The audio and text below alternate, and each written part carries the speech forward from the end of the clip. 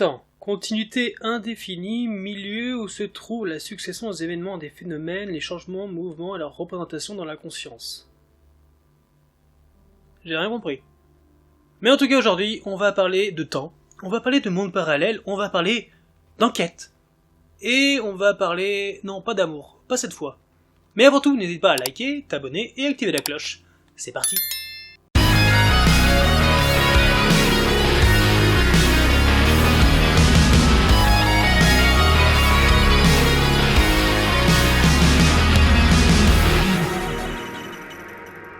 Salut à tous, heureux de vous retrouver pour cette nouvelle vidéo d'avis critique drama, avec cette fois le drama récemment arrivé sur Netflix. Oui, je sais, je regarde beaucoup Netflix, et j'ai encore une liste longue comme... Bon, ouais, tu connais. Bref, on va parler du drama Alice. Alice est un drama policier de science-fiction de 16 épisodes qui est sorti fin 2020. Il met en vedette Joo-won, que vous pouvez retrouver dans Bride and Mask ou My Sassy Girl, Kim Eson, qu'on peut voir dans Face, Ace Fantasy ou Lady in Dignity, Lee Da-in, que personnellement je connais pour Hwarang et My Gun and Life, Jo Ha-yoon, vu dans Inheritor, Hwarang, Kill Me, Heal Me et tant d'autres dramas, c'est un acteur extrêmement florissant. Honnêtement, autant vous le dire tout de suite, je suis techniquement pas du tout série policière. Si j'en regarde, c'est parce qu'il me faut un truc en plus, du fantastique, de la science-fiction. Alors là, tu me parles de voyage temporel, de monde parallèle, peut-être possiblement du multiverse. Ouais, là c'est ma cam, et on va voir ce que ça donne. Yoon Tae est une voyageuse temporelle venue de 2050 pour récupérer un livre nommé La Prophétie en 1992, dans lequel sera décrit comment le voyage temporel finira. Alors qu'elle récupère l'objet, elle apprend qu'elle est enceinte et décide de rester ici pour élever son fils loin de sa précédente vie, sous le nom de Park Se-yeon. 18 ans plus tard, maintenant mère de Park Jin-yeon, souffrant d'alystémie, l'empêchant alors de ressentir les émotions, elle est assassinée. Son fils se jure alors de tout faire pour que son assassin paye, et il devient lieutenant de police.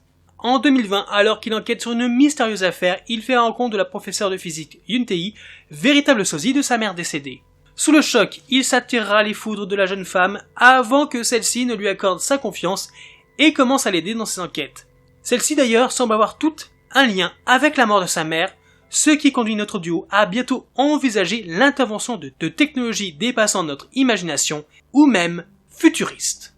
Alors, pourquoi revoir ce drama? Tout simplement, pour l'histoire, pour le rythme, pour l'intrigue qui tient constamment en haleine, pour l'ambiance et pour le jeu des acteurs. Je trouve qu'on est très vite absorbé, en tout cas, ce fut mon cas, car j'étais conquis dès la fin du premier épisode.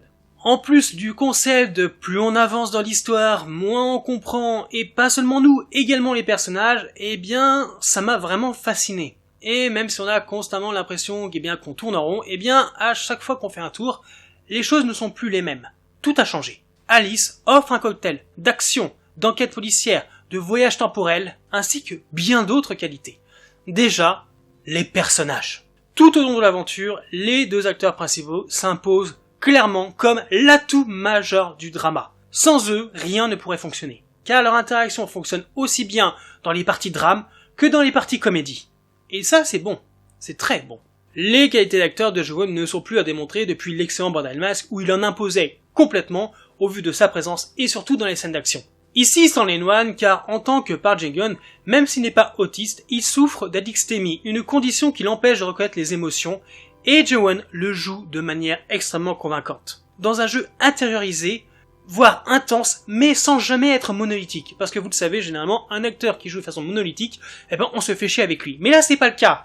Car son charisme doux va excessivement bien à son personnage introverti qui est constamment en quête d'identité.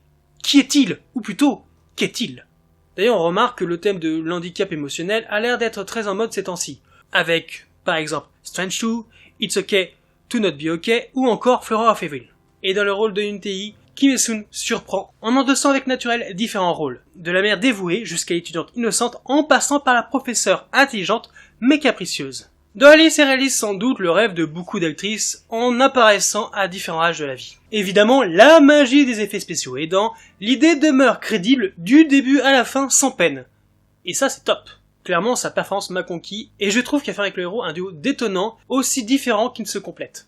Alors évidemment, la question se pose, c'est une question qui a été souvent postée sur les réseaux sociaux pour savoir si les personnes devaient regarder ce drama ou non. Y a-t-il romance or not romance? Eh bien, honnêtement les amis, j'avais peur vraiment en commençant qu'on tombe dans une sorte de complexe d'Oedipe très poussé, voire une relation extrêmement malaisante, malgré le fait qu'on ait tous les clichés de la rom-com classique. Être coincés ensemble dans une pièce, regarder l'autre dormir, ou alors soigner ses blessures quand il a une petite égratignure. Eh bien, non, il n'y a pas de romance. Enfin, pas vraiment. Si vous voulez, il y a bien un triangle amoureux qui se forme. Et oui, à plusieurs fois, il y a des tensions, de l'ambiguïté, des gestes d'amour. Mais vu la condition émotionnelle de notre héros, ce qu'il ne faudra jamais oublier, ça ne sera pour l'une comme l'autre des prétendantes à son cœur qu'un amour à sens unique. Bien qu'il y ait un espoir, mais on verra ça dans les spoils. Ceci dit, c'est quand même assez drôle de les voir se foutre sur la gueule pour un mec qui n'en a absolument rien à foutre, ou tout simplement qui ne comprend pas ce qui se passe quand elles font des crises de jalousie. Bref, à côté de ça, les autres personnages, vu que l'histoire tourne vraiment autour de notre duo principal, eh bien on va pas épiloguer sur le reste du cast, qu'il soit secondaire ou très secondaire, mais qui cependant sont très bons dans leur rôle et dans les éléments qu'ils apportent. Chacun d'entre eux a vraiment eu l'occasion d'aborder son personnage de différentes manières et ainsi renforcer leur jeu avec brio. Je pense qu'avoir cette chance d'explorer plus un rôle dans un tel drama est une expérience non négligeable pour une carrière d'acteur. Concernant le scénario, avant de commencer, mettez-vous une chose en tête.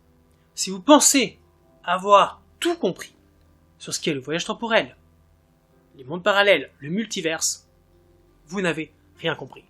Pourquoi je dis ça ? Tout simplement parce que ce sont des concepts purement abstraits, qui n'ont pas encore été inventés, dont on n'a pas une véritable idée de ce que c'est. On a des idées, des hypothèses, on pense que ça marche comme ça ou comme ça, mais au final, tout ce que vous pourrez lire, tout ce que vous pourrez voir, séries, films, eh bien, tout est vrai, comme tout est faux, puisque, je le répète, ce sont des concepts abstraits. Donc, ne parlons pas d'incohérence quand on parle de thèmes dont la cohérence nous échappe encore aujourd'hui. C'est pas une critique, mais je préfère vous prévenir. Tu vois, le fantastique, la science-fiction, moi, j'adore. Donc du coup, tu me mets un drama qui parle de voyage dans le temps, qui va forcément déboucher au niveau des paradoxes sur des mondes parallèles, et du coup, Alice déploie un univers relativement solide, et visuellement convaincant. Les éléments futuristes qu'on nous présente dans cette série participent à son charme. Par exemple, le design des drones est une réussite. Et encore, il n'y a pas que ça.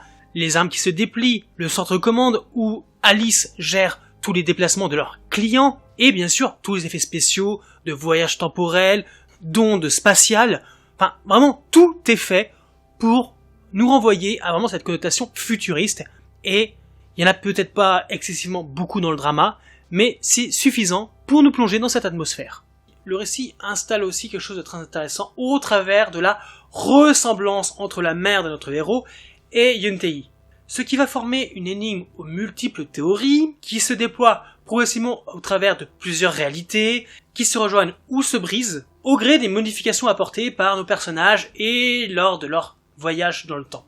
Non seulement on explore différentes réalités qui vont amener nos personnages à rencontrer d'autres versions d'eux-mêmes, à des âges différents par exemple, la série s'inscrit alors dans la tendance assez récente de faire coexister comme un lien incassable voyage temporel et monde parallèle, comme dans le drama The King Eternal Monarch.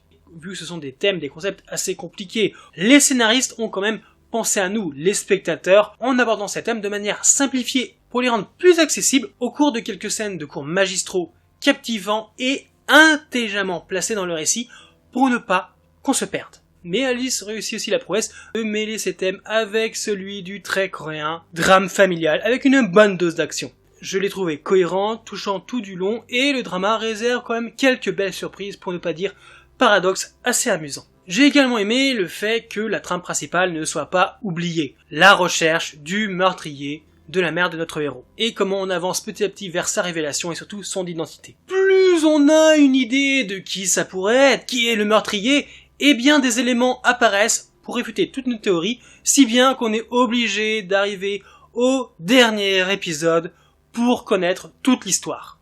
Tu peux le voir, j'aime beaucoup le drama, j'aime beaucoup les personnages, pourtant il y a quand même quelques petits bémols. Déjà, c'est extrêmement dommage que malgré le nom du drama, Alice, ou même les quelques références qu'on a au conte Alice au Pays des Merveilles, tout ça reste anecdotique. Les références au conte ne resteront qu'au niveau du bouquin, sans une vraie explication, sans un vrai lien logique, et le nom Alice reflète juste l'agence temporelle qui gère les voyages. C'est relativement très peu pour donner un vrai intérêt. Alors évidemment, il y a aussi des questions qui resteront complètement sans réponse. Pourquoi appeler ce service temporel Alice ? Qu'est-ce que cette entreprise a à gagner d'envoyer leurs clients revoir des personnes disparues dans le futur ? Et surtout, pourquoi il n'y a pas plus de sécurité au niveau de ce qui peut se passer ? Parce qu'on nous montre que 2 exemples, mais sur les 2 exemples, c'est une catastrophe. Ils perdent complètement le contrôle. Et dernière chose, comment l'entreprise a pu s'implanter dans le passé ? On va aussi ajouter qu'il y a quand même quelques maquillages profondément dégueulasses, surtout au niveau d'un personnage. À côté de ça, certains semblent trouver qu'il y a une baisse de rythme entre l'épisode 8 et 11, à cause de nombreuses scènes de remplissage comme des chamailleries inutiles. Alors honnêtement, j'ai pas trouvé. Moi, le problème que j'ai, c'est que, sincèrement, on perd énormément de temps sur les intrigues autour de la filiation ou du lien évident qu'il y a entre les Yuntei. Ça a été beaucoup trop étiré et on perd vraiment du temps. Si on nous enlève sans rien ajouter, je pense que le drama, on pouvait te le faire en 12 ou 14 épisodes. Bref, à côté de ça, j'aimerais parler avec vous de la fin, donc attention, spoiler. Attention, ce que je vais vous dire, c'est comment moi j'ai compris la fin. Parce que si vous voulez, sur les réseaux sociaux, j'ai vu des gens qui n'ont pas compris la fin, ou tout simplement en fait qui criaient à l'incohérence. Je leur ai dit, parler d'incohérence sur un drama qui se base sur des concepts dont on n'a aucune réelle cohérence de comment ça fonctionne, c'est un peu ridicule. Je ne suis pas sûr d'avoir raison. Je peux très bien avoir tort. Déjà, faisons un petit aparté sur Yuntei. Malgré le fait qu'elle apprenne qui elle ne s'est jamais considérée, même en apprenant la vérité, comme la mère de Jagun. L'amour, je peux le dire, qu'elle ressent pour lui est un amour comme une femme ressentirait pour un homme. Elle n'a jamais pris en compte cette notion que, ok, je suis sa mère future. Concernant la fin, quand notre héros a éliminé sa version future, il a ainsi donc détruit le voyage temporel, et donc tout ce qui s'est passé, et donc tous les mondes parallèles qui ont pu être créés. Si bien qu'avec cette action, il ne reste plus que 2 mondes. Le monde où il reste encore quelques temps avant de disparaître, un monde où sa mère ne sera pas assassinée, où il est face à sa version ado qui chante pour sa mère, qui va l'accompagner, qui prend soin d'elle, une version qui ne deviendra jamais policier, puisque sa mère ne sera pas assassinée, et le 2e monde, c'est le monde qu'on connaît depuis le début, qu'on suit depuis le début, mais qui a été rebooté, en corrigeant en fait tous les morts qu'il y a eu à cause de ce méga merdier. Un monde où seul Yuntei se souvient de tout ce qui s'est passé, où Jagun n'est absolument pas lié génétiquement à elle, ou même à son histoire, et à rien d'autre. Dans ce monde-là, il est architecte. Mais le Jagun ado et le Jagun architecte ne sont pas la même personne. Ce sont 2 personnages différents qui n'ont pas évolué de la même façon. Qu'est-ce qui le prouve ?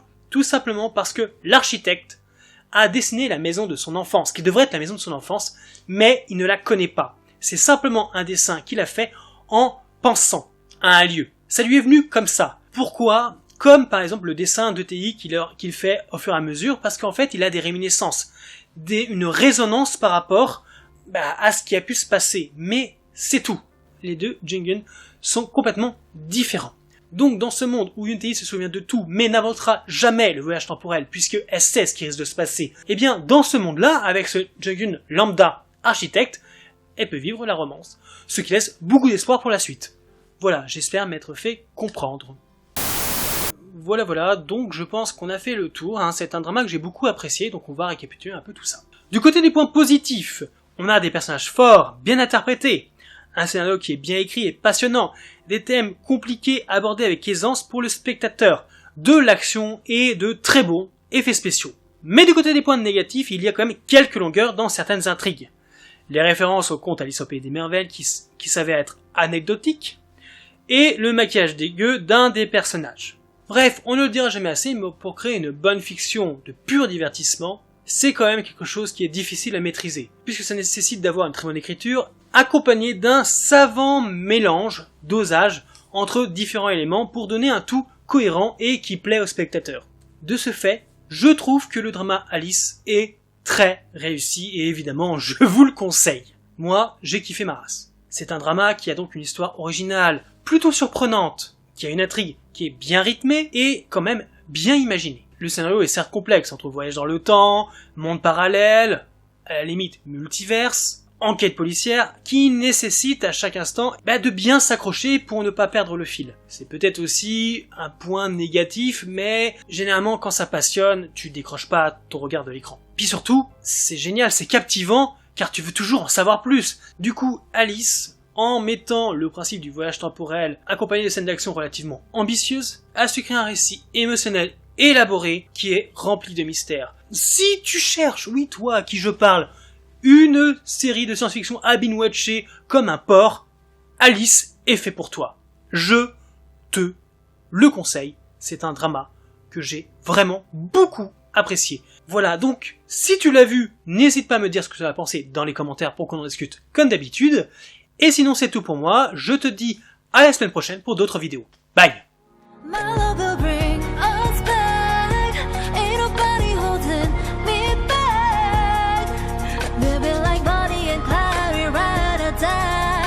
Time